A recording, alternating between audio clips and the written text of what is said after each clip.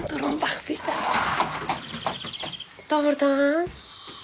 Ne güzel benimle. Görürsünüz aslında necə abırlıyam. Görürsünüz necə abırlıyam. Buranı değişirik. İndi gəlib bu mebelləri aparacaqlar. Buranın terası mebellərini satmışam. İndi gəlib aparacaqlar. 4-cü gündə usta gəlir. Buranın polunu sökür.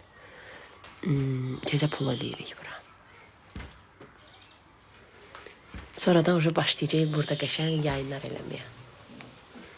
İnşallah gələn həftədən. Sonra qalır bura tezə mebel almaq. Filtre niyə qaçdı üzümdən? Hə, düzəldi.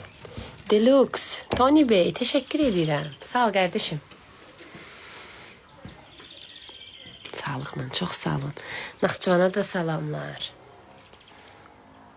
Haçan gəlirsən? Denizdən bir şey istəmişəm, görək. Kişini pişim eləmədin olmur.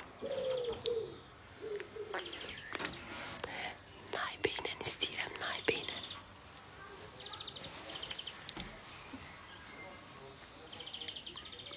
Arzu sənə qısa yaraşır. Doğrudan. Doğrudan saçım qəşəng olub belə. Rəngi necədir? Gəzinki eşinə